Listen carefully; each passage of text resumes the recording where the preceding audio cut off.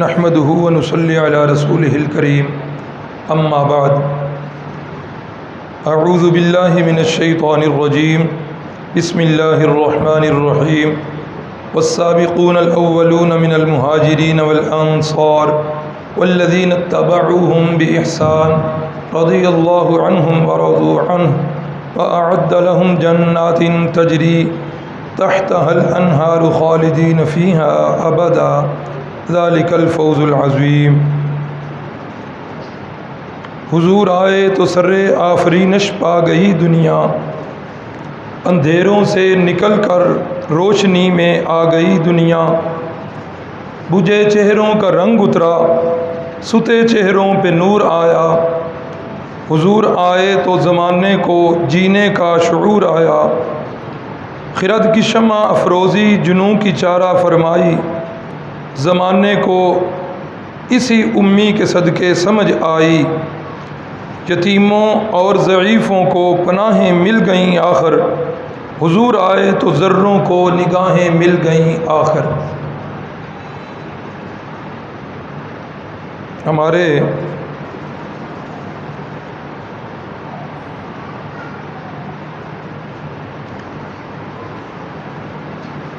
Course میں شرکاء جو نئے آ رہے ہوں وہ جو ساتھی استقبالیہ پر ہوتا ہے ان کی ذرا چٹ بھیج دیا کریں، جس طرح آج ہمارے بہت ہی مہربان شیخ محمد اکرام صاحب تشریف لائے، ہم انہیں خوش آمدید کہتے ہیں۔ حضرت سید سلیم اللہ شاہ صاحب کافی دنوں سے ہماری سرپرستی فرما رہے ہیں، اہلا و سہلا و مرحبا۔ بھائی بلال صاحب کی بھی میرا خیال ہے کچھ غیر حاضریاں ہوئی تھیں، اب تو پابندی ہو رہی ہے، بھائی صاحب نہیں آ رہے۔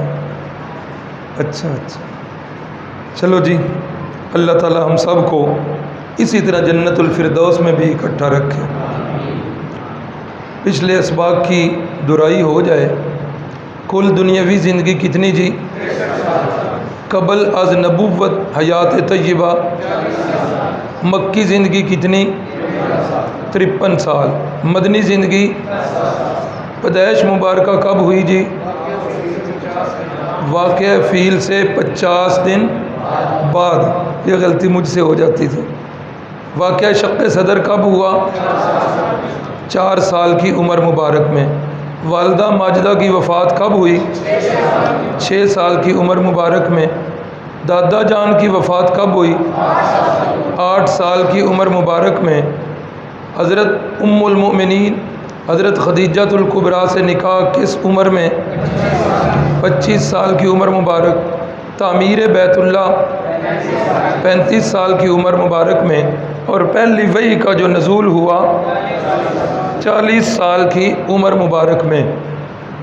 یہ کل بات گزر چکی تھی کہ پہلی وحی کے نزول کے بعد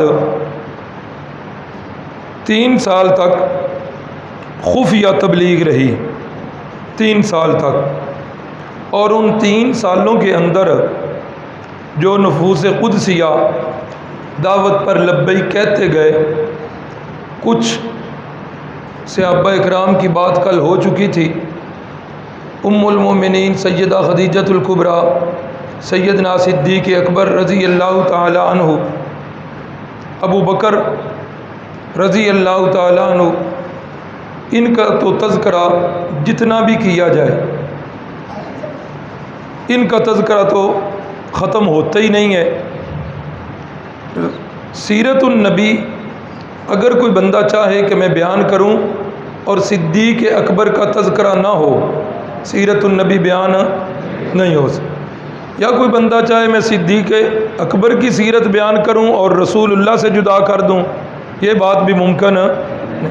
بالکل دونوں ساتھ ہیں، نبوت سے پہلے بھی ساتھ ہیں، نبوت کے بعد بھی ساتھ ہیں، مکی زندگی میں بھی ساتھ ہیں، مدنی زندگی میں بھی ساتھ ہیں، ہجرت میں بھی ساتھ ہیں، آج حجرہ عائشہ کے اندر بھی ساتھ ہیں، اور رسول اللہ صلی اللہ علیہ وسلم نے فرمایا کہ قیامت والے دن جس وقت سب سے پہلے میری قبر مبارک جو ہے وہ کھلے گی، سیدنا صدیق اکبر ادھر بھی میرے ساتھ ہی ہوں گے، ابو بکر دیاں تے ریس سے ہی کوئی نہیں۔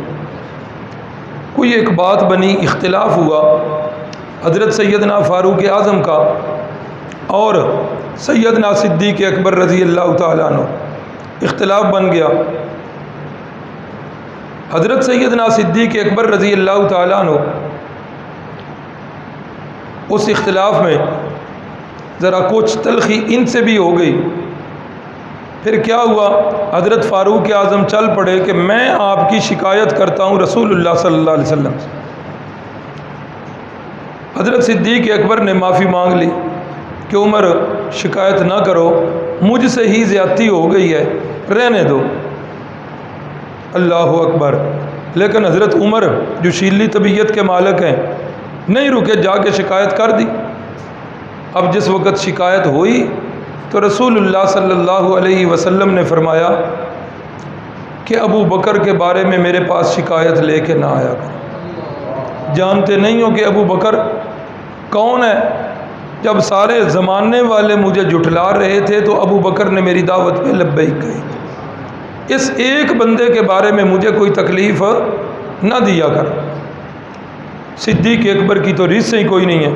فاروق اعظم رضی اللہ تعالیٰ عنہ جن کے بارے میں فرمایا کہ اگر میرے بعد نبوت جاری ہوتی تو سیدنا فاروق اعظم رضی اللہ تعالیٰ عنہ ہوتے۔ کتنے موقع ایسے ہیں کہ جن میں حضرت فاروق اعظم نے زمین پہ رسول اللہ صلی اللہ علیہ وسلم کو ایک رائے دی ہے کہ ایسا ہونا چاہیے۔ اللہ کو آسمانوں پہ وہ رائے پسند آئی ہے، اللہ نے قرآن مجید بنا کر اپنے محبوب پر وہ نازل فرما دیا۔ ایک موقع ایسا بھی آیا کہ رسول اللہ صلی اللہ علیہ وسلم کو یہ کہنا پڑا، ان اللہ تعالی جعل الحق علی لسان عمر، اے عمر اللہ نے تو تیری زبان پر حق جاری فرما دیا، حق کے علاوہ تو بولتے ہی نہیں۔ سیدنا عثمان غنی رضی اللہ تعالیٰ عنہ یہ وہ شخصیت ہے جنہیں 1,24,000 پیغمبروں میں یا ان کے صحابہ میں یہ فضیلت ہے کہ 1,24,000 پیغمبر سمیت ہمارے نبی پاک صلی اللہ علیہ وسلم کسی پیغمبر کی 2 بیٹیاں کسی ایک شخصیت کے پاس نہیں تھی، اور یہ واحد شخصیت ہے سیدنا عثمان غنی رضی اللہ تعالیٰ، بیٹی کا نکاح کر کے دیا ہے، اس کی وفات ہو گئی ہے۔ حضرت عثمان غنی پریشان ہے، نماز کا سلام پھرا ہے، نماز سے فارغ ہو کے حضرت عثمان غنی جو ہیں جوتوں والی جگہ پہ پہنچے ہیں، مسجد نبوی میں گم سم کھڑے ہیں۔ اور حقیقت بھی ایسے ہی ہے، گھر کا سارا نظام جو ہوتا ہے وہ عورت کے ذمے ہوتا ہے۔ اگر عورت نہیں گھر میں تو بندہ جو ہے نا جتنا بھی خوشحال ہو، جتنا ہی مال و دولت والا کیوں نہ ہو، گھر کا نظام نہ ہو تو وہ بندہ خوشحال نہیں ہو سکتا۔ حضرت عثمان غنی گم سم کھڑے ہیں تو رسول اللہ صلی اللہ علیہ وسلم تشریف لائے۔ عثمان کیا بات ہے، کیوں پریشان ہو؟ یا رسول اللہ کیا بتاؤں، گھر سے جب سے بیوی کی جدائی ہوئی ہے، ان کی وفات ہوئی ہے، بیوی کا صدمہ ایک بہت بڑا صدمہ ہے، یہ اپنی جگہ پر، گھر کا سارا نظام درم برم ہو گیا ہے، یہ اپنی جگہ پر۔ یا رسول اللہ ان دونوں دکھوں سے ایک بڑا دکھ وہ یہ ہے کہ اس آپ کی بیٹی کی وجہ سے میری نسبت آپ کے ساتھ تھی، آپ میرے سسر تھے، میں آپ کا داماد تھا۔ یا رسول اللہ وہ نسبت بھی اب ختم ہو گئی ہے، کتنے ہی دکھ ہیں۔ تو رحمت کائنات صلی اللہ علیہ وسلم نے فرمایا عثمان کوئی بات نہیں، ایک بیٹی چلی گئی ہے تو میری دوسری بیٹی جو ہے وہ حاضر ہے۔ تو رحمت کائنات صلی اللہ علیہ وسلم نے اپنی دوسری بیٹی کا بھی نکاح کر کے دے دیا، اور جب دوسری بیٹی کی وفات ہوئی ہے اس موقع پر رحمت کائنات صلی اللہ علیہ وسلم نے فرمایا عثمان اگر میرے پاس 40 بیٹیاں بھی ہوتیں تو یکے بعد دیگرے اگر وہ وفات پاتی جاتی تو میں محمد الرسول اللہ یکے بعد دیگرے ان کا نکاح تیرے ساتھ کرتا جاتا۔ فرمایا کہ عثمان وہ شخصیت ہے جن سے محمد صلی اللہ علیہ وسلم زمین پہ حیا کرتے ہیں، آسمانوں کے فرشتے حیا کرتے ہیں اور اللہ عرش پر ان سے حیا کرتا ہے۔ اللہ بھی حیا کرے، ہاں فرشتے بھی حیا کریں، میرے رسول اللہ صلی اللہ علیہ وسلم بھی حیا کریں۔ وہ مشہور حدیث ہے دہرائی کے لیے، اماں جی فرماتی ہیں دروازہ کھٹکا ہے، پوچھا گیا من دق الباب، کون ہے باہر دروازہ کھٹکھٹانے والا؟ یہ انا ابو بکر، میں ابو بکر ہوں، آ جائیے۔ پھر دروازہ کھٹکتا ہے، کون ہے؟ جی میں عمر ہوں، آ جائیے۔ پھر جو ہے دیوار پر ایک سایہ نمودار ہوتا ہے، پھر دروازہ کھٹکتا ہے، پوچھا گیا کون ہے؟ تو فرمایا گیا کہ میں عثمان ہوں۔ آپ نے فرمایا ٹھہر جائیے، حدیث میں ہے رسول اللہ صلی اللہ علیہ وسلم کی پنڈلی مبارک ننگی تھی، تہبند مبارک تھوڑا سا اوپر تھا، آپ نے پنڈلی مبارک کو ڈھانپا اور ڈھانپنے کے بعد فرمایا عثمان اب آ جاؤ۔ خواتین کی نظر شاید ان معاملات کی طرف زیادہ ہوتی ہے، نہ رہ سکی اماں جی، یا رسول اللہ ابا جی تشریف لائے تو آپ اسی حالت میں رہے، حضرت فاروق اعظم تشریف لائے تو آپ اسی حالت میں رہے، حضرت عثمان غنی کی آمد پر یہ تبدیلی کیوں ہوئی ہے؟ اللہ اکبر۔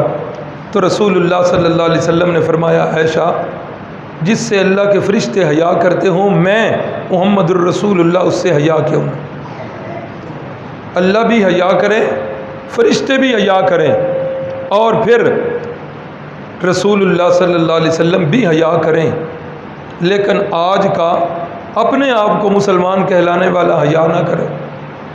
کتنے دکھ سے کہنا پڑتا ہے، آپ کے اس شہر میں 18 ذی الحجہ جو حضرت عثمان غنی کی شہادت کا دن ہے، اس شہادت والے دن کے اندر ہر شہر میں اور آپ کے اس شہر میں بھی عید منائی جاتی ہے۔ اس دن کے اندر جشن عید غدیر کے نام سے محفلیں سجتی ہیں، جشن منایا جاتا ہے اس صحابی رسول کی وفات پر جس سے اللہ بھی حیا کرے، اللہ کا محبوب بھی حیا کرے۔ اللہ تعالیٰ ان کو بھی سمجھ دے اور اللہ تعالیٰ ہدایت ان کے نصیب میں کرے۔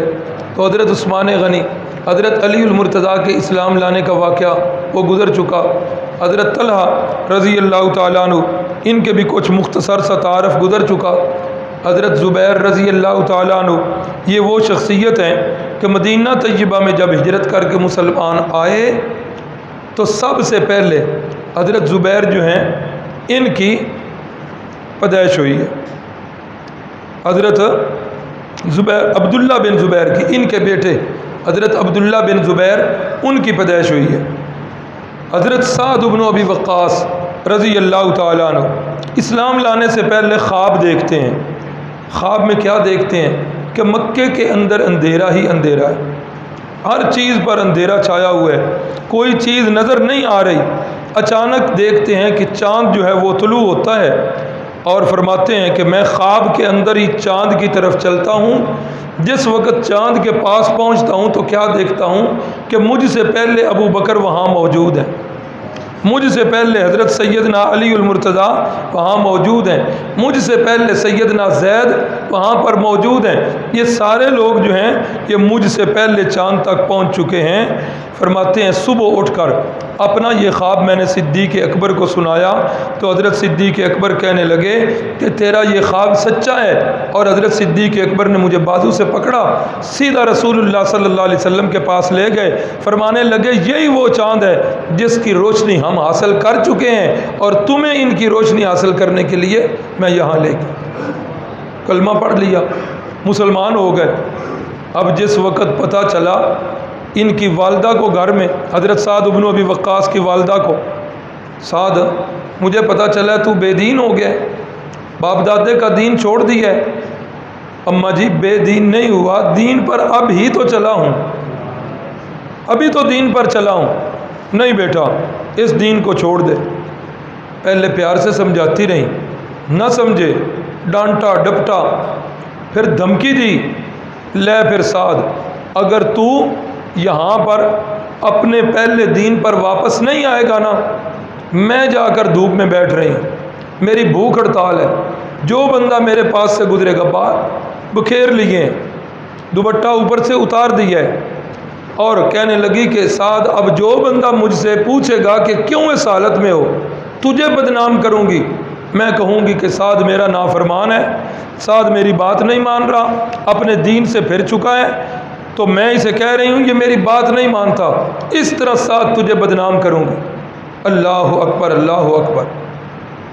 حضرت سعد لگے منتیں اور سماجتیں کرنے، بڑی منت سماجت کی، والدہ نہیں مان رہی، بالآخر کہنے لگے اماں تو ایک اماں ہے نا، اور تیرے اندر ایک جان ہے، اللہ کی قسم تیرے جیسی 100 مائیں ہوں اور ان 100 ماؤں کے اندر 100 جانیں ہوں تو وہ محمد عربی کے قدموں پر نچھاور کی جا سکتی ہیں، ساتھ جو ہے اب اس دین سے واپس پلٹ کے نہیں۔ آئے بارگاہ رسالت مآب، یا رسول اللہ میری والدہ نے بھوک ہڑتال کی ہوئی ہے، یا رسول اللہ ان کی ہدایت کے لیے دعا فرمائیں۔ ان کا بھی یہ واقعہ ملتا ہے، حضرت سیدنا ابو ہریرہ ان کی بھی والدہ کا اسی طرح کا ملتا جلتا واقعہ ملتا ہے۔ رحمت کائنات صلی اللہ علیہ وسلم نے دعا کے لیے ہاتھ مبارک اٹھائے اور حضرت سعد نے گھر کی طرف دوڑ لگا دی۔ لوگوں نے پوچھا سعد اتنا جلدی میں پہلے تو کبھی نہیں گئے ہو، کیوں تیزی میں دوڑ رہے ہو؟ سعد فرمانے لگے دیکھنا چاہتا ہوں کہ میں پہلے پہنچتا ہوں کہ میرے نبی کی دعا پہلے پہنچ۔ رضی اللہ عنہم ورضوا عنہ۔ حضرت سعد کی ایک خصوصیت ایسی جو پورے صحابہ میں کسی کو بھی حاصل نہیں ہوئی۔ صحابہ کرام پتہ ہے جب رسول اللہ صلی اللہ علیہ وسلم سے مخاطب ہوتے تو یہ الفاظ بولا کرتے تھے، فدا کا ابی و امی یا رسول اللہ، اللہ کے نبی میرے ماں باپ آپ پر قربان ہوں، میرا یہ مسئلہ ہے، فدا کا ابی و امی یا رسول اللہ۔ پورے لاکھ سے زیادہ صحابہ میں سعد بن ابی وقاص وہ شخصیت ہیں کہ عہد والے دن جس وقت حضرت سعد رضی اللہ تعالیٰ عنہ مشرکین پر تیر برسا رہے تھے، رسول اللہ صلی اللہ علیہ وسلم انہیں تیر پکڑاتے ہوئے کہتے ارمی یا سعد فدا کا ابی و امی یا سعد، سعد چن چن کے ان کو تیر مار، سعد تیرے اوپر میں محمد کے بھی ماں باپ جو ہیں وہ قربان صلی اللہ علیہ وسلم۔ تو یہ بھی صرف انہی کی خصوصیت ہے کہ رسول اللہ صلی اللہ علیہ وسلم نے انہیں یہ فرمایا کہ فدا کا ابی و امی۔ حضرت سیدنا ابو ذر غفاری، غفار قبیلہ ہے، اس قبیلے کے یہ فرد ہیں اور اپنے قبیلے کے اندر یہ بڑے عزت والے ہیں، لوگ بڑی قدر کی نگاہ سے دیکھتے ہیں۔ بت پرستی سے بچپن سے ہی انہیں جو ہے الرجی ہے، بت پرستی نہیں کرتے۔ کسی راہب سے اللہ والے سے پوچھا کہ میں دین حق پہ چلنا چاہتا ہوں، کیا کروں؟ اللہ اکبر۔ انہوں نے بتایا کہ ابھی کچھ انتظار کرو، وقت آنے ہی والا ہے کہ نبی آخر الزمان جو ہیں وہ تشریف لانے والے۔ ہر گزرنے والے قافلے سے پوچھتے کوئی نئی خبر ہے معاشرے میں اس وقت کے اندر، کوئی نئی خبر؟ تو ایک دن قافلہ جو گزرا مکے والوں کا، ان سے پوچھا تو انہوں نے بتایا ہاں مکے کے اندر ایک شخص ہے جس نے نبوت کا دعویٰ کیا۔ اچھا، اسی تو خبر کی تلاش میں ہیں۔ اللہ اکبر۔ اپنے بھائی انیس کو بھیجا کہ جاؤ جا کے خبر لے کے آؤ، وہ بندہ کیسا ہے، اس کا کردار کیسا ہے، اس کا قول و فعل کیسا ہے، اس کا چال چلن کیسا ہے اور اس کی دعوت کیا ہے، جاؤ جا کے دیکھ کے آؤ۔ ان کے بھائی انیس جو ہے وہ آتے ہیں اور آ کر سارا کچھ پوچھتے ہیں، لوگ انہیں بتاتے ہیں، پھر واپس آ کر حضرت ابو ذر کو وہ اطلاع کرتے ہیں۔ حضرت ابو ذر جو ہیں ان کا دل اس کو تسلی نہیں ہوتی، کہتے ہیں اچھا ایسا کرو انیس، تم میرے بیوی بچوں کی، میری بھیڑ بکریوں کی نگرانی کرنا، میں خود جا کے اب تلاش کر کے آتا ہوں، جس چیز کی تلاش میں ہوں میں اب خود تحقیق کرتا ہوں۔ آئے ہیں، اب کسی سے پوچھتے بھی نہیں ہیں کہ حالات جو ہیں وہ گڑبڑ ہیں، حالات خراب ہیں، بھائی کی زبانی پتہ چل چکا ہے، بیت اللہ شریف میں آ کے بیٹھ جاتے ہیں خاموش ہو کے، انتظار میں ہے کہ وہ بندہ جو ہے وہ آئے، تو پھر میں اس کے ہاتھ پہ اسلام کی دعوت قبول کر لوں۔ سارا دن گزر گیا، اسی حالت میں بیٹھے ہیں، شام ہو گئی ہے، انتظار میں ہے کہ کیا کروں۔ اتنے میں سیدنا علی المرتضیٰ رضی اللہ تعالیٰ عنہ بیت اللہ میں تشریف لائے اور فرمانے لگے، اجنبی محسوس تو ہوتا ہے کہ تم یہاں کے نہیں ہو، کسی باہر کے قبیلے سے ہو، سارا دن کے بیٹھے ہوئے اور رات کا وقت ہے، آ جاؤ گھر چلیں۔ حضرت ابو ذر فرماتے ہیں رستے کے اندر نہ حضرت علی نے کوئی مجھ سے بات کی نہ میں نے ان سے بات کی، گھر گئے، کھانا کھلایا، سو گئے، صبح ناشتہ کروایا، ناشتہ کر کے میں پھر بیت اللہ میں، دوسرا دن بھی سارا ایسے ہی گزر گیا۔ شام کے وقت پھر سیدنا علی المرتضیٰ رضی اللہ تعالیٰ عنہ لے، پھر صبح فارغ ہوئے، تیسرا دن بھی سارے کا سارا بیت اللہ میں گزر گیا۔ پھر شام ہوئی تو حضرت سیدنا علی المرتضیٰ نے پکڑا اور فرمایا آ جاؤ گھر۔ اب تیسری رات حضرت علی المرتضیٰ نے پوچھا کہ کس مقصد سے آئے ہو؟ چلو آپ نہیں بتا رہے ہو تو میں ہی پوچھ لیتا ہوں کیا مقصد ہے آنے کا؟ تو حضرت ابو ذر فرمانے لگے کہ میں نے سنا ہے یہاں کسی بندے نے نبوت کا دعویٰ کیا ہے اور میں دیکھنے میں آیا ہوں کہ وہ بندہ کیسا ہے، اگر وہ بندہ صحیح ہے، دعوے میں سچا ہے، تو میں اس کے ہاتھ پہ اسلام قبول کرنا چاہتا ہوں، اس کو دیکھنا چاہتا ہوں۔ اللہ اکبر۔ صبح ناشتہ کیا، حضرت علی المرتضیٰ فرمانے لگے میرے پیچھے چلنا ہے، حالات مکے کے بڑے خراب ہیں، میرے پیچھے پیچھے چلنا ہے فاصلے سے، اگر کوئی خطرہ محسوس ہوا نا تو میں جھک جاؤں گا، جیسے بندہ اپنے جوتے کو درست کرنے لگتا ہے یا کوئی کام کرنے لگتا ہے، میں اس طرح جھک جاؤں گا، تم میرے پاس سے گزر جانا، مجھے رکا ہوا دیکھ کر تم نے نہیں رکنا، اور اگر میں نہ رکوں تو میرے پیچھے پیچھے چلتے آنا۔ پھر ایسا ہی ہوا کہ حضرت سیدنا علی المرتضیٰ رضی اللہ تعالیٰ عنہ چلتے گئے اور حضرت ابو ذر پیچھے چلتے گئے، جہاں پر رسول اللہ صلی اللہ علیہ وسلم تشریف فرما تھے، حضرت ابو ذر کو وہاں پہنچا دی۔ حضرت ابو ذر نے دیکھا اور دیکھتے ہی زبان سے وہی جملہ جو اکثر صحابہ کی زبان سے نکلا کرتا تھا کہ لیس بوجہ کذاب، یہ اتنا خوبصورت چہرہ کسی جھوٹے بندے کا نہیں ہو سکتا۔ اسلام قبول کر لیا۔ اسلام قبول کرنے کے بعد فرمایا یا رسول اللہ میرے لیے کیا حکم ہے؟ فرمایا واپس جا سکتے ہو قبیلے میں، ابھی کوئی تمہاری ضرورت نہیں، جب ضرورت پڑے گی تو کال کروں گا، بلا لوں گا۔ فرمایا یا رسول اللہ ٹھیک ہے آپ کی طرف سے اجازت؟ جی اجازت۔ ادھر سے رخصت ہوئے ہیں، سیدھا بیت اللہ میں آ گئے ہیں، لوگ اپنے اپنے مزاج کے مطابق بیٹھے ہوئے ہیں، کچھ طواف کر رہے ہیں مشرکین مکہ، کچھ بیٹھ کر ویسے ذکر کر رہے ہیں، کچھ گپوں میں لگے ہوئے ہیں، لوگ بیٹھے ہوئے ہیں۔ حضرت ابو ذر رضی اللہ تعالیٰ عنہ نے ادھر پہنچ کے فرمایا او لوگو، اللہ نے تمہیں ایک موتی دیا ہے جس کی تم قدر نہیں کر رہے ہو، سنو میں اس کی دعوت پر لبیک کہہ چکا ہوں، اشہد ان لا الہ الا اللہ واشہد ان محمدا عبدہ ورسولہ۔ بس کلمہ پڑھنے کی دیر تھی کہ مشرکین مکہ ٹوٹ پڑے، مار مار مار کے اتنا برا حال کیا کہ انتہائی تشدد۔ اسی اسنا میں حضرت عباس رضی اللہ تعالیٰ عنہ وہ تشریف لے آئے۔ جس وقت حضرت عباس نے دیکھا کہ یہ تو ابو ذر ہیں غفار قبیلے کے، انہوں نے پہچان کے مشرکین مکہ کو پیچھے کیا اور کہا جانتے نہیں ہو یہ کون بندہ ہے؟ یہ قبیلہ غفار کا بڑا شریف آدمی ہے، یہ بڑی عزت والا بندہ ہے، اور غفار کا قبیلہ وہ قبیلہ ہے جس وقت تم تجارت کرنے کے لیے جاتے ہو نا، ان کے قبیلے سے گزر کے جاتے ہو، اگر ان کے بندے کو غفار کے قبیلے کے بندے کو کچھ ہو گیا تو تمہارا رستہ بند کریں گے، پیچھے ہو جاؤ۔ حضرت عباس رضی اللہ تعالیٰ عنہ نے چھڑا دیا، ساری رات بیچارے تکلیف سے کراتے رہے۔ صبح جس وقت ہوئی اللہ اکبر، دوبارہ پھر وہی اعلان کر دیا، قریشی پھر ٹوٹ پڑے۔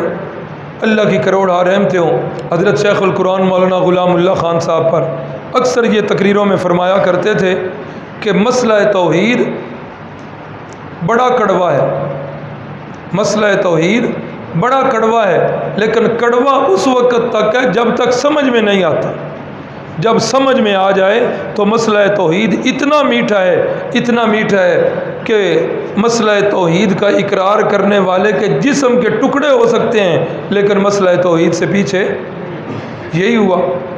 دوسرے دن پھر مار کھائی، دوسرے دن کی مار کے بعد حضرت عباس پھر آ گئے، انہوں نے پھر چھڑوا دیا۔ حضرت ابو ذر رضی اللہ تعالیٰ عنہ پھر اپنے قبیلے کی طرف چلے گئے۔ تو یہ تھا ان کے اسلام لانے کا واقعہ۔ حضرت عبداللہ ابن مسعود کا وہ کل گزر چکا، حضرت عمران بن حسین رضی اللہ تعالیٰ عنہ، ان کے والد جو ہے نا، یہ جس قبیلے کے تھے قریش، ان کے والد کے پاس گئے کہ آپ ہمارے کئی دفعہ ہمارے پاس آتے ہو، ہمارا کوئی مکے والوں کا مسئلہ بنا ہوا ہو تو آپ ہمارے پاس آتے ہو، ہماری صلح بھی کرواتے ہو، ہمارے کئی دفعہ جھگڑوں کے فیصلے بھی کرتے ہو، آپ بندے بڑے جو ہے نا اونچے درجے کے مالک ہو، ہمارے مکے کے اندر یہ مسئلہ بنا ہوا ہے کہ ہر گھر کے اندر دشمنی پھیلی ہوئی ہے، ہم بڑے تنگ ہیں، آ جاؤ تم آ کر محمد صلی اللہ علیہ وسلم کو سمجھاؤ۔ اتفاق ایسا ہوا کہ ان کے بیٹے عمران، یہ جن کی بات کر رہا ہوں یہ حسین ہے ان کے والد، بیٹے جو ہیں یہ پہلے مسلمان ہو چکے لیکن انہوں نے اپنے اسلام کو چھپایا ہوا ہے۔ تو یہ حضرت حسین رضی اللہ تعالیٰ عنہ یہ رسول اللہ صلی اللہ علیہ وسلم کو سمجھانے کے لیے ہے قریش مکہ کے کہنے پر۔ تو جس وقت یہ سمجھا چکے تو رسول اللہ صلی اللہ علیہ وسلم نے فرمایا، حسین بڑے ہی عقل مند بندے ہو، میرے سوالوں کا جواب تو دو، کتنے خداؤں کی عبادت کرتے ہو؟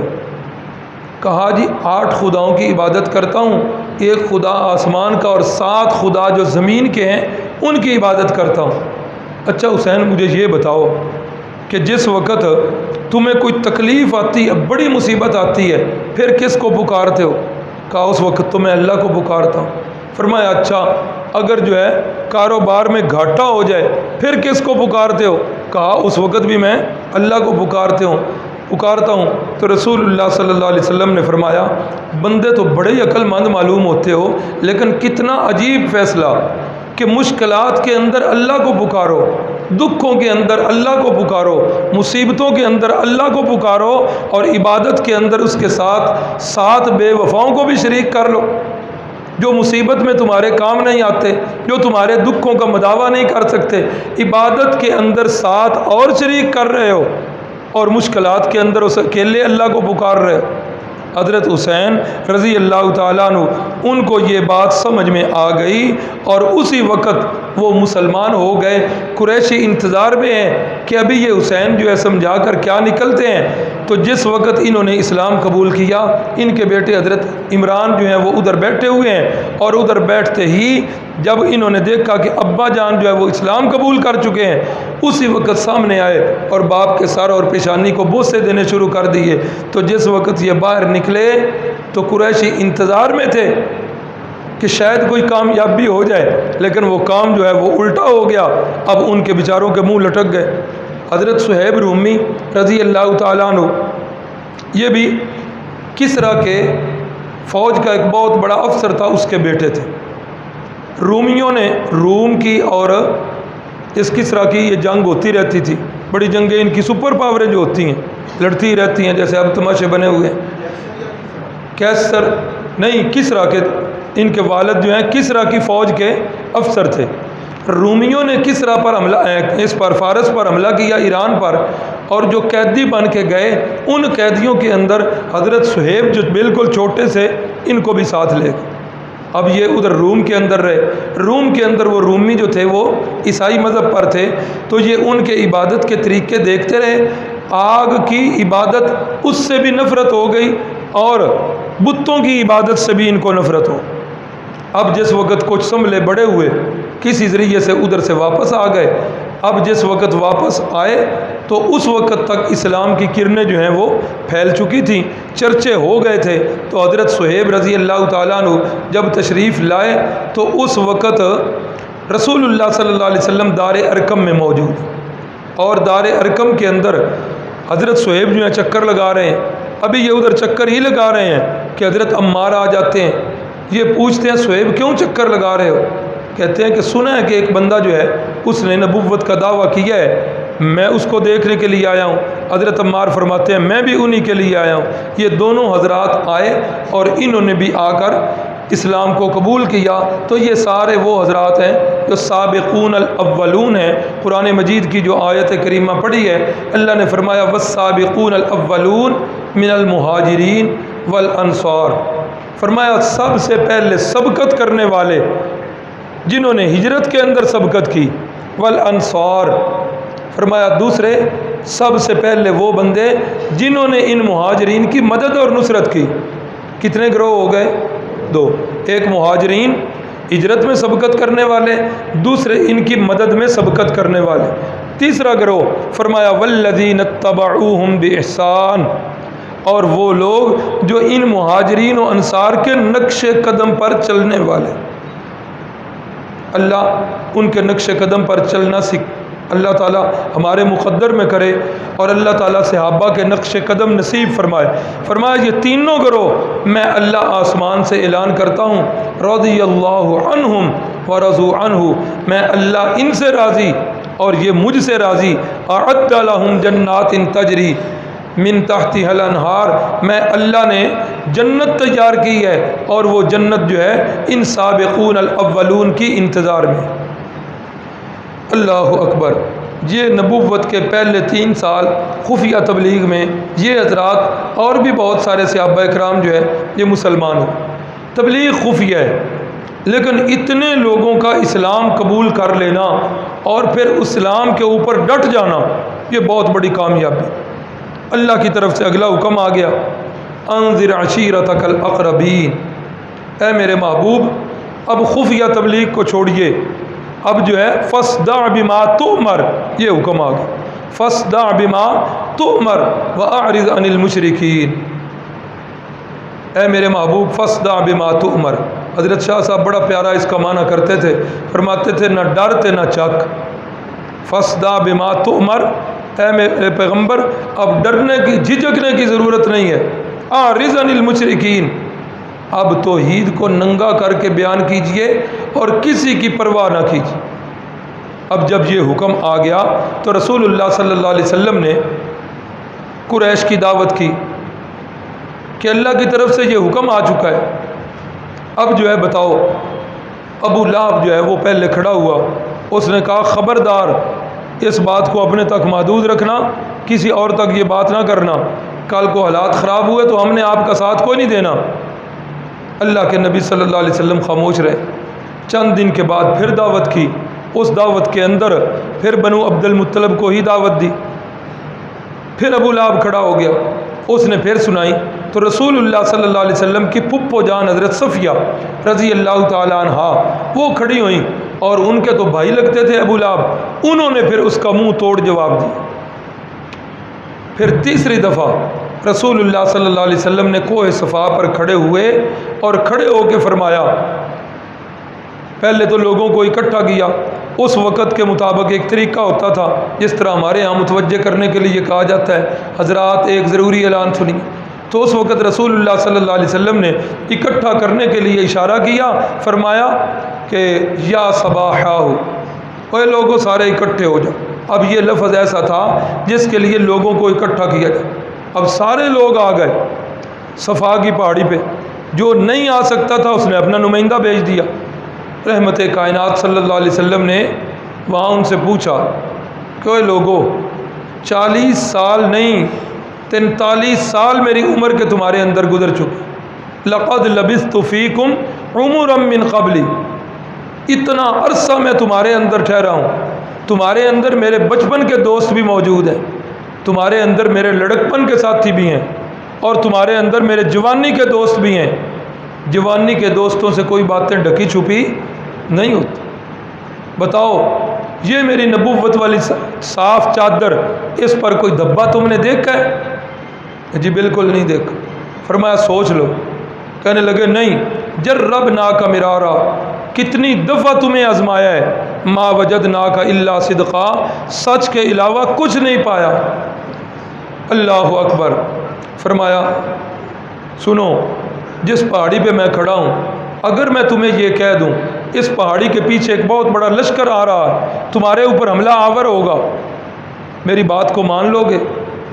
کچھ من چلے، پہاڑی کے اوپر چڑھے، پیچھے دیکھا کہ لشکر تو کوئی بھی نہیں آ رہا، لیکن وہ اتر کر بھی اور باقی جتنے حضرات تھے انہوں نے کہا کہ اے محمد صلی اللہ علیہ وسلم، سچی بات تو یہ ہے ہماری آنکھیں دھوکہ کھا سکتی ہیں، تیری زبان پر ہم نے کبھی جھوٹ نہیں۔ فرمایا اچھا، سچ کے علاوہ کچھ نہیں پایا؟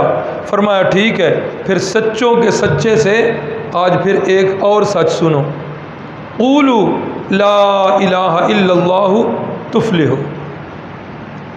اب یہ اتنا لفظ کہا، قولوا لا الہ الا اللہ تفلحوا، اب اس ایک جملے سے طوفان بدتمیزی کھڑا ہو گیا۔ اب اپنے جو ہیں وہ پرائے ہو گئے، اب دوست جو ہیں وہ دشمن بن گئے۔ سگے چچا نے پتھر مارا اور کہا تبن لکا یا محمد، اے محمد صلی اللہ علیہ وسلم، نعوذ باللہ معاذ اللہ، تیرے ہاتھ ٹوٹ جائیں، اس کام کے لیے تو نے ہمیں بلایا ہے۔ اللہ اکبر۔ اللہ کے نبی تو خاموش رہے لیکن اللہ خاموش نہ رہا۔ اللہ نے فرمایا تبت یدا ابی لہب وتب ما اغنی عنہ مالہ وما کسب، میرے محبوب کے ہاتھ کیوں ٹوٹیں، تو تباہ و برباد ہو، تیرے دونوں ہاتھ ٹوٹ جائیں۔ اللہ اکبر۔ اللہ نے جواب دیا۔ اب سوچنے والی بات یہ ہے بھائیو کہ رسول اللہ صلی اللہ علیہ وسلم کی جو پہلے دن کی تبلیغ تھی اس کے اندر لفظ کتنے ہیں؟ یہ 4 لفظ ہیں، لا الہ الا اور اللہ، یہ 4 لفظ ہیں۔ اتنا فرمایا کہ یہ کہہ دو لا الہ الا اور اللہ، یہ 4 لفظ کی تبلیغ ہے۔ ایک جملہ ہے جس کے اندر 4 لفظ ہیں۔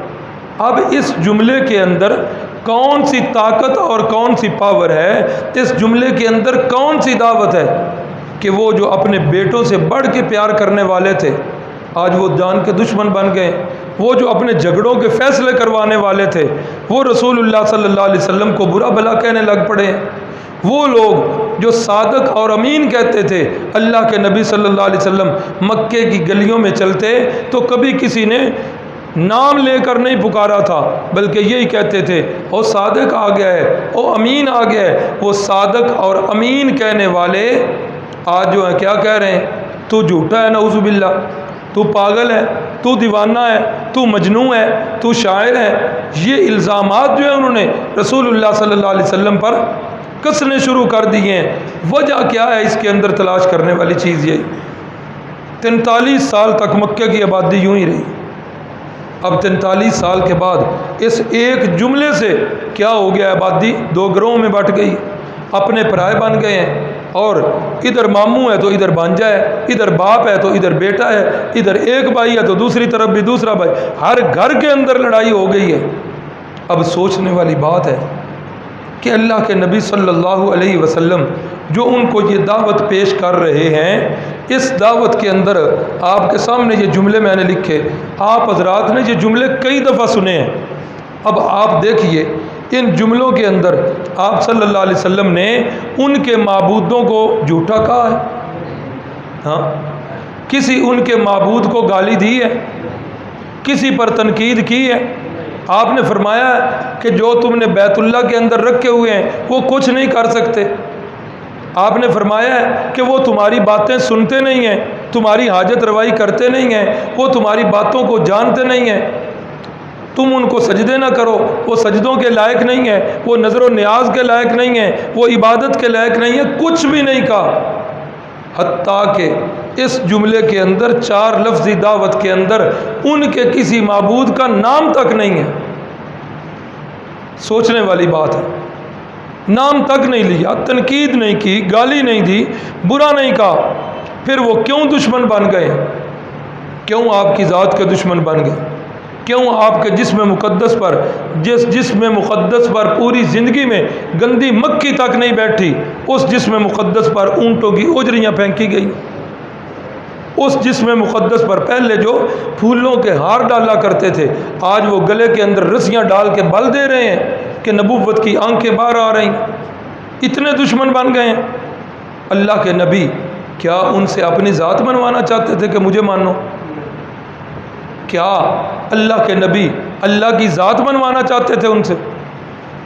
سوال ہے نا، کیا اللہ کی ذات منوانا چاہتے تھے؟ نہیں نہیں، اللہ کی ذات کو تو مانتے ہیں، بیٹوں کا نام عبداللہ رکھتے ہیں، کعبے کو بیت اللہ کہتے ہیں، یہ اللہ کا گھر ہے، یہ اللہ کا بندہ ہے، اللہ کو بھی مانتے ہیں۔ کیا اللہ کے نبی اللہ کی صفتیں منوانا چاہتے تھے ان سے کہ اللہ کی صفات کو مانو؟ قرآن مجید کا مطالعہ اللہ تعالی ہم سب کے نصیب میں کرے۔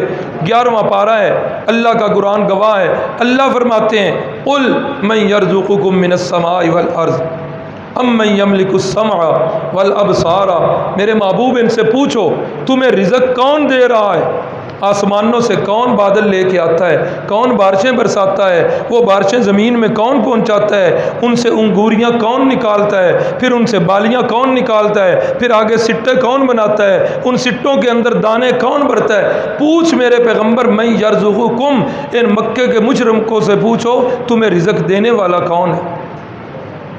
امن یملک السمع والابصار، میرے محبوب ان سے پوچھئے تمہارے کانوں کا مالک کون ہے؟ تمہاری آنکھوں کا مالک کون ہے؟ من یخرج الحی من المیت ویخرج المیت من الحی، میرے محبوب ان سے پوچھو زندہ سے مردہ کو نکالنے والا، ہاں لفظی معنی بھی ہے اس کا، زندہ سے مردہ کو، مرغی سے انڈے کو نکالنے والا کون ہے؟ مردہ سے زندہ کو نکالنے والا کون ہے؟ انڈے سے چوزے کو نکالنے والا کون ہے؟ مرادی معنی دوسرا، کافر سے مومن کو پیدا کرنے والا کون ہے؟ آذر سے ابراہیم کو پیدا کرنے والا کون ہے؟ نوح سے کنان کو پیدا کرنے والا کون ہے؟ میرے محبوب پوچھ ان سے رزق دینے والا کون ہے؟ تمہاری کانوں اور آنکھوں کا مالک کون ہے؟ تمہارے ساری بگڑی بنانے والا، وَمَن يُدَبِّرُ الْأَمْرِ، اس پوری کائنات کے نظام کو چلانے والا کون ہے؟ کس کے حکم سے سورج جو ہے وہ منزلیں بدل رہا ہے؟ کس کے حکم سے سورج طلوع ہوتا ہے اپنی منزلیں طے کر کے رات کو غروب ہوتا ہے؟ کس کے حکم سے چاند اپنی منزلیں طے کرتا ہوا صبح کے وقت ڈوب جاتا ہے؟ کس کا حکم ستاروں پہ چل رہا ہے؟ ہواؤں پہ کس کا حکم چل رہا ہے؟ یہ پوری کائنات کا نظام چلانے والا کون ہے؟ من یدبر الامر، کون تدبیریں کر رہا ہے پوری کائنات کے کاموں؟ اللہ اکبر، اللہ اکبر۔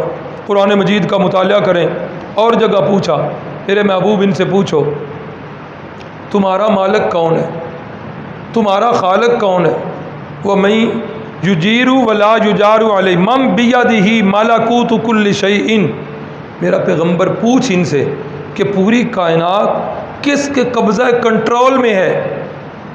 وَهُوَ يُجِيرُ وَلَا يُجَارُ عَلَيْهِ، وہ کون شخصیت ہے جس شخصیت کی اتنی طاقت ہے کہ جس کو وہ پکڑ لے اس سے چھڑا کوئی نہیں سکتا، جس کو وہ چھوڑے اس کو پکڑ کوئی نہیں سکتا۔ اب یہ قرآن مجید کا آیتیں پڑھ رہا ہوں، 11واں پارہ ہے، دوسرا نصف شروع ہو رہا ہے، 18واں پارہ ہے، سورۃ المومنون کی آیتیں۔ اللہ رب العزت فرماتے ہیں میرا پیغمبر ان سے پوچھو، آگے اللہ نے جواب دیا قرآن میں موجود ہے، فَسَيَقُولُونَ اللَّهُ، میرے پیغمبر یہ کہیں گے یہ ہمارا خالق بھی اللہ ہے، ہمارا مالک بھی اللہ ہے، زمین و آسمان کا نظام چلانے والا بھی اللہ ہے، ہماری کانوں کا، آنکھوں کا، ناک کا، دل کا مالک بھی اللہ ہے، وہ جو پکڑ لے چھڑا کوئی نہیں سکتا وہ بھی اللہ۔ فَسَيَقُولُونَ اللَّهُ، اللہ ہی تو یہ سارا کچھ کرنے والا ہے۔ پھر اللہ کے نبی ذات بھی نہیں منوانا چاہتے، صفات بھی وہ مانتے ہیں، پھر جھگڑا کس بات میں ہو رہا؟ اللہ اکبر، اللہ اکبر۔ جھگڑا اس بات میں تھا کہ اللہ کے نبی یہ کہنا چاہتے تھے کہ عبادت کے اندر ایک اللہ کے ساتھ کسی کو شریک، حالانکہ کئی جگہ ایسی ہیں جن کے اندر مشرکین مکہ خالص اللہ کو پکارا کرتے تھے، یہ بھی قرآن مجید گواہ ہے۔ 21واں پارہ، تیسرا رکوع ہے، فَإِذَا رَكِبُوا فِي الْفُلْكِ دَعَوُا اللَّهَ مُخْلِصِينَ لَهُ الدِّينَ، اے میرے محبوب جب یہ لوگ کشتیوں میں سوار ہوتے ہیں تو کشتی جب بھنور میں پھنستی ہیں تو اس وقت کس کو پکارتے ہیں؟ دعوا اللہ، صرف اللہ کو پکارتے ہیں، مخلصین لہ الدین، اس اللہ کو خالص پکارتے ہیں، اس کو کسی کے ساتھ، اس کے ساتھ کسی کو شریک نہیں۔ یہ مکے کے مشرک کا عقیدہ قرآن بیان کر رہا ہے، لیکن آج میری قوم کے، میرے بھائی، میرے افراد، میری قوم کے اپنے آپ کو مسلمان کہلانے والے آج وہ کیا نعرے لگا رہے ہیں، معین الدین چشتی میری پار کر دو کشتی، یہ نہیں سنا ہوگا تو یہ تو اکثر جگہوں پر آپ نے سنا ہوگا، اے مولا علی اے شیر خدا میری کشتی پار لگا دینا۔ مکے کا مشرک کہے کہ کشتیوں کو پار لگانے والی ذات کون ہے؟ قرآن کہہ رہا ہے، پڑھیے 21ویں پارے کا 3 رکوع، آپ پر یہ واضح ہو جائے گا۔ اور آج مسلمان کہلانے والا اللہ کی ان صفات کے اندر جو ہے وہ شریک کر رہا۔ اور ایک جگہ قرآن نے بتائی ہے کہ جس وقت مکے کے مشرکوں کا عقیدہ کہ جس وقت اللہ کسی عورت کو امید لگاتے تو اس وقت کیا ہوتا، فلما تغشاها حملت حملا خفیفا فمرت بھی، ہلکا حمل ہے چل پھر رہی ہے، فلما اثقلت جس وقت وہ حمل بوجھل ہو گیا، بالکل آخری ایام شروع ہو گئے، ولادت قریب ہو گئے، قرآن کے الفاظ نامہ پارا اثقلت دعوا اللہ ربہما لئن آتیتنا صالحا لنکونن من الشاکرین، اے اللہ اگر تو نے ہمیں ٹھیک ٹھاک بیٹا دے دیا۔ مفسرین نے صالحاً کا معنی یہاں نیک نہیں کیا، ٹھیک ٹھاک کا مطلب آنکھیں ٹھیک ہو، کان ٹھیک ہو، زبان اس کی ٹھیک ہو، گونگا نہ ہو، بہرا نہ ہو، اندھا نہ ہو، ہاتھوں سے معذور نہ ہو، پاؤں سے معذور نہ ہو، ٹھیک ٹھاک اللہ تو نے اگر بیٹا دے دیا نا تو ہم تیرے شکر گزار بندے بن گئے۔ اللہ فرماتے ہیں فلما آتاہما صالحا، مجھ سے جس طرح کا مانگا تھا میں نے اسی طرح کا انہیں دے دیا۔ اب کیا ہوا، جعل لہ شرکاء فیما آتاہما، دیا میں نے تھا، اب اس کے بعد اس کے اندر شریک کرنے لگے کہ فلاں حضرت کی نظر کرم ہوئی ہے، فلاں جو ہے نا انہوں نے ہمارے اوپر خاص کرم کیا ہے۔ اللہ کہہ رہے ہیں دیا میں نے تھا، شریک اس کے اندر غیروں کو کرنا۔ کسی نے عبد الکعبہ نام رکھ دیا، کسی نے عبد العزیٰ رکھ دیا، کسی نے عبد مناف رکھ دیا، آج کے معاشرے کے اندر دیکھو تو کسی نے پیرا دتا نام رکھ دیا۔ اب یہ کیا ہے؟ قرآن مشرکین مکہ کے عقائد جو بتا رہا ہے، قرآن مجید کا مطالعہ کریں، اللہ کی قسم شرک سے جو ہے نا وہ دور رہیں۔ تو عرض یہ کر رہا تھا کہ یہ 4 لفظی دعوت ہے، اس کے اندر کسی معبود کا نام نہیں ہے، کسی کو برا بھلا نہیں کہا، کسی کو گالی نہیں دی، کسی کو تنقید نہیں کی۔ وجہ کیا بنی؟ صرف وجہ یہی ہے کہ وہ اس الہ کا معنی جو ہے وہ سمجھتے تھے، وہ عربی دان تھے، وہ اس الہ کا معنی سمجھتے، وہ سمجھتے تھے کہ جب الہ کے اوپر لا آ رہا ہے، یہ لا کی تلوار الہ پر چلی ہے، یہ الہ لا بتا رہا ہے، اور لوگوں لا کوئی بھی نہیں ہے، آسمان بھی نہیں ہے، زمینیں بھی نہیں ہیں، پہاڑ بھی نہیں ہیں، چاند سورج ستارے بھی نہیں ہیں۔ جب بتایا گیا کہ یہ سارا کچھ ہے تو لا نے کہا نہیں، آسمان و زمین ہیں، چاند سورج ستارے ہیں، انبیاء اولیاء ہیں، لیکن ان سب میں الہ بننے کے لائق کوئی بھی نہیں، لا الہ، الہ کوئی نہیں۔ چونکہ وہ مکے کے مشرک وہ عربی دان تھے، عربی جانتے تھے، ان کو پتا تھا یہ کلمہ کہنے سے وہ جو بیت اللہ کے اندر 360 رکھے ہیں ان کی نفی ہو رہی، وہ یہ جانتے تھے۔ لیکن آج کا کلمہ گو بندہ، اپنے آپ کو مسلمان کہلانے والا، کلمہ پڑھنے والا، آج جو ہے وہ لا الہ الا اللہ بھی پڑھ رہا ہے، قبروں پر سجدے بھی کر رہا ہے، آج لا الہ الا اللہ بھی پڑھ رہا ہے، نظر اللہ نیاز حسین بھی کہہ رہا ہے، لا الہ الا اللہ بھی پڑھ رہا ہے، غیر اللہ کی نظر و نیاز بھی دے رہا ہے۔ وہ کام جو مکے کے مشرک کرتے تھے، یقین کرو اگر اسی طرح کرنا ہوتا تو وہ بھی کلمہ پڑھ لیتے، لیکن یہ کیا ہے، وہ عربی دان تھے، الہ کا معنی جانتے تھے۔ تو یہی جو ہے نا یہاں سے پھر رسول اللہ صلی اللہ علیہ وسلم کی زندگی کا وہ حصہ شروع ہو رہا ہے جس حصے کے اندر مشکلات ہی مشکلات تھیں، ہر بعد میں آنے والا دن پہلے دنوں سے زیادہ سخت ہوا کرتا تھا۔ اللہ رب العزت سے دعا ہے اللہ تعالی ہم سب کو سیرت النبی پر چلنے کی توفیق عطا فرمائے۔ ہماری ترجمے کی کلاس جس سے ترقی ہو کر اس کلاس میں ہم پہنچے، ہماری ترجمے کی کلاس کے امیر حافظ اعظم صاحب آتے بھی رہے ہیں، شدید بیمار ہیں، بخار ہے بڑا سخت، تو ان کے لیے دعا کر دیجیے اللہ تعالیٰ ان کو صحت دے۔ بسم اللہ الرحمن الرحیم، الحمدللہ، اللہم صلی علی سیدنا، اللہم انت الہنا لا الہ الا